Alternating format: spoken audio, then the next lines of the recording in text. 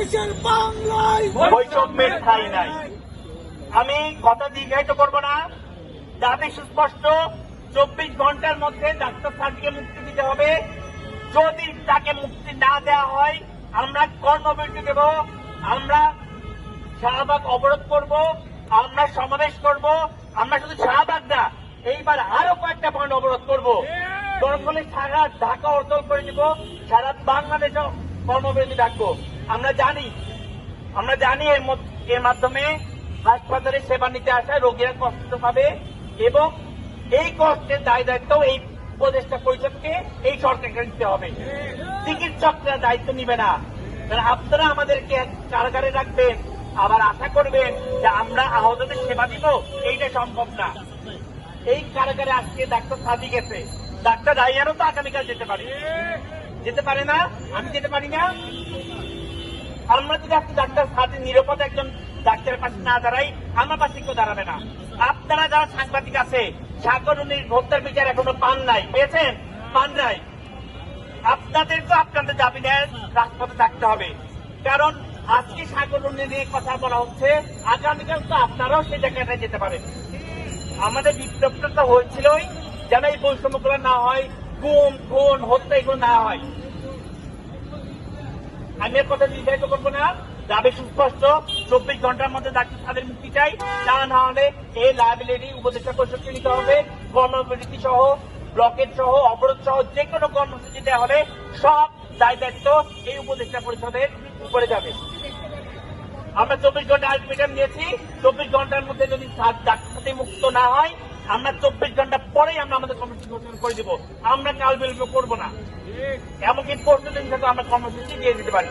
আমরা 24 ঘন্টা আলটিমেটাম দিয়েছি ডাক্তার সাদিকে মুক্তি দেওয়ার জন্য, এবং এটা আপনারা যেখানে পারেন সেখানে খবর পৌঁছায় দেন।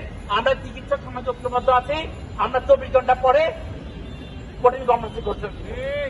সেটা কি সর্বস্তরের চিকিৎসক? সর্বস্তরে আমরা কর্মবিরতি যখন দিব, বাংলাদেশের সব হাসপাতালে কর্মবিরতি চলবে, শুধু ঢাকা শহর না, সব জায়গায় আমরা অবরোধ দিব। আমরা বলেছি শুধু শাহবাগ না, আরো কিছু পয়েন্টে আমরা অবস্থান নিব, আমরা যান চলাচল বন্ধ করে দিব। নাম, পদবি এবং না হলে কতদিন পর্যন্ত এই কর্মসূচি থাকবে? আমার নাম ডাক্তার। ভাইয়া বলেন, এটার কেন আটক করা হয়েছে এটা আমরাও জানি না। সত্য কথা যেটা বলতে আমরা জানি না, এই কারণে আমরা তার কথা বলছি। আমরা তো বলেছি যদি ডাক্তার সাদি অপরাধী প্রমাণিত হয়, আমরা সবার আগে তার বিরুদ্ধে কথা বলবো, কিন্তু সেটা প্রমাণ করতে হবে। প্রমাণ হওয়ার আগে এটা গ্রেপ্তার করাটা অযৌক্তিক, অগ্রহণযোগ্য। ভাই আলটিমেটামটা করেছে কিনা নাকি এমনি যে অর্থাৎ গ্রেফতার করা হয়েছে, কোনো বাদী মামলা আছে কিনা তার এটাতে মামলা আছে, কিন্তু মামলায় কারোর নাম নাই। পুলিশের কাছে যাওয়া হয়েছে মামলার জন্য, তবে মামলাতে কারো নাম আছে বলে আমাদের কাছে খবর নাই। আমাদের কাছে কোনো খবর নাই। পুলিশ হাসপাতালে গিয়েছে, তারা চেক করছে যে এই 5-6 জন হয়তো ডাক্তার এই রোগীর সেবা করতে পারে নাই, এই হিসাবে চিকিৎসক সহ আরো 4-5 জনকে গ্রেপ্তার করে নিয়ে গেছে। তবে মামলাতে কারো নাম আছে বলে আমাদের কাছে এখন পর্যন্ত খবর নাই। ভাই আলটিমেটামটা নাম আর পদবি? আমি ডাক্তার রাইয়ান হাসান। ভাই আলটিমেটামটা স্পষ্ট করেন।